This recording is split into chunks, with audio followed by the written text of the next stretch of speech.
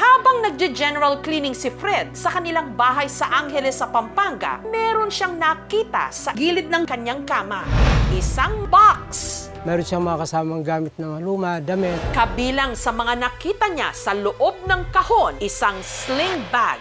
Luma-luma na siya, nilabas ko niyan. Tatapon ko na nga sana. Nagulat din ako nung binuksan nila. Ang laman kasi nito, pera! So kung di pa kinalkal, di malalaman na may natabi pa palang pera. Tig 20, tig 50, tig 100, tig 500, at tig 1,000 piso. Hindi ko alam na pera pa nila man. No? Siyempre yun nga nagulat. Usually kasi di ba pag may mga naiiwan tayo sa bag, ano lang barya-barya, tagbe-20, ganyan. Pero nung time na yun, parang ipon na talaga siya. Sino ang nagmamay-ari ng lumang bag? At magugulat kayo sa suma total ng laman nitong pera. Totoo lang nahirapan nga kaming bilangin tong mga pera na to dahil maraming pera yung dikit-dikit.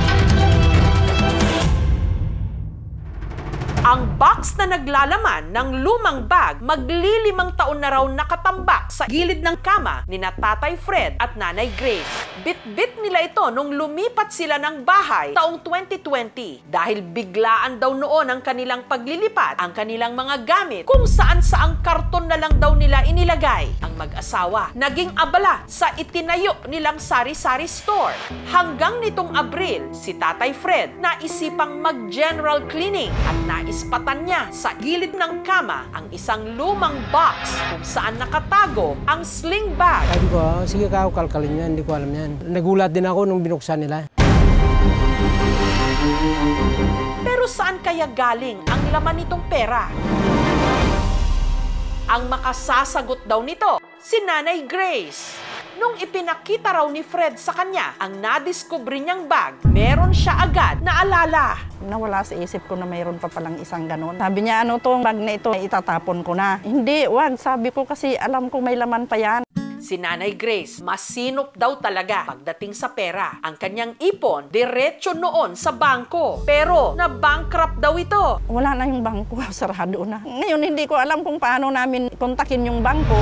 Hanggang isang araw, sabi niya, mayroon kang perang dumating sa post office. Yun, naisip ko na yung bangko na yun. Sabi ko baka mamaya pinadala nga nila sa amin. Nung pinuntahan ko, yun nga yung pera.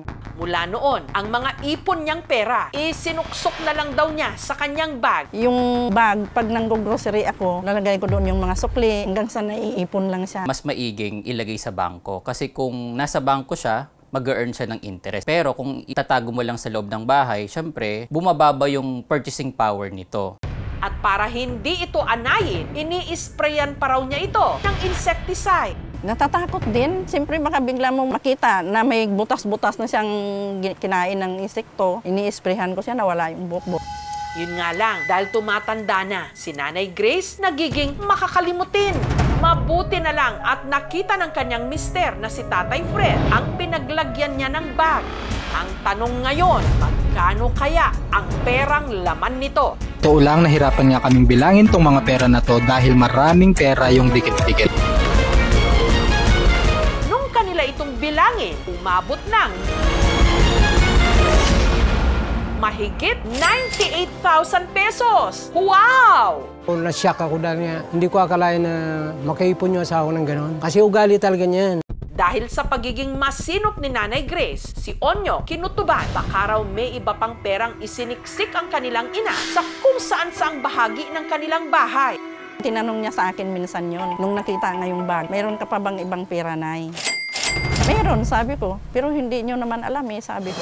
At mukhang tama ang hinala ni Onyo. Napansin nila ang isang nakapadlock na cabinet. May iba kaming cabinet na wala namang padlock, kahit sino pwede yung buksan. Pero ito, bakit siya nakapadlock? Ang cabinet, kanya raw binuksan. Buksan na natin. Oh, ganit nga. Meron din ditong mga nakatagong lumang bag. Grabe, sumaya to.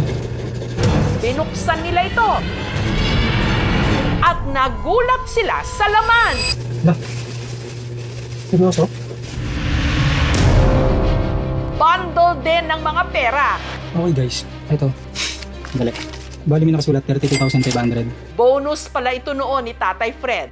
Tapos, tuloy natin kasi medyo marami pang laman sa loob pero Ayan, ibig sabihin ano pa rin ng tatay ko guys. Pero sa totoo lang yung mga bonus na yun, matagal na yun, sir. Pero hindi ko alam na itinabis niya ng gano'n. Tingin ko bonus pa rin. So 2018. Yan na siya. 1, 2, 3, 4, 5, 2, 4, 6, 10, 12, 14, 15. So 6,500 natin ito. 1, 2, 3, 4, 5, 6, 7, 8, 9,000. Habang ang plastic container namang ito, may lamang tig-20. So ito yung isang magandang ginagawa niya. Nagbibigay siya sa church. At nung bilangin daw nila ito, ang suma total, 100,000 pesos! Lagi kong nakakalimutan nung nawawala na sa kuwan ko na mayroon pa akong nakatabing ganun na bag. Siyempre tumatanda na kami. 60 plus na kaming mag-asawa. Darating yung araw na hindi na kami makapagtrabaho. At least kung mayroon kaming nakatabi, kung pwede naman sabihin ng mga anak kung ikuha nila sa ibang negosyo, willing naman akong ipahiram sa kanila yun. Natatakot din, mas lalo pa pag wala kami. Kaya nagpakabit kami ng mga CCTV.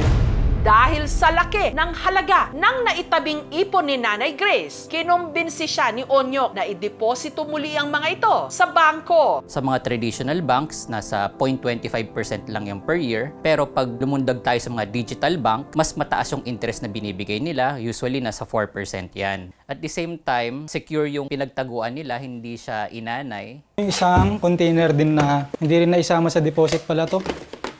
Ayan sir. So may mga resibo. Pinakita ko sa kanya yung potential. May isang digital bank kasi na yung 100K mo, tutubo siya ng at least 9 pesos per day. Sabi ko, sa 10 days, 90 pesos din yun. Sa cabinet, in 10 days, hindi naman tutubo ng 90 pesos yun. Dali, kinakabahan ako. Yung video mo, sinasabi nila scripted. Anong masasabi mo? Kaya kong sabihin na hindi siya peke kasi as is talaga siya. Kaya sabi ko kahit mahaba, bahala na sila kung panoorin nila. Basta ito yung nangyari nung time na binuksan ko yung cabinet. Sana yung mga makakapanood, makuha yung lesson and inspiration, especially sa nanay ko. Mga anak ko, tinuturuan ko sila na magtipid kayo. Kaya pinapakita ako sa kanila kung paano ako sumilok ng pera, kung paano ako mag-ipon para magagayahin nila ako. Pera o kahon? Aba, kahit ano sa dalawa. Dahil kahit pa ang kahon, may laman din palang limpak-limpak na pera. Thank you for watching, mga kapuso. Kung nagustuhan niyo po ang videong ito, subscribe na sa GMA Public Affairs YouTube channel. And don't forget to hit the bell button for our latest updates.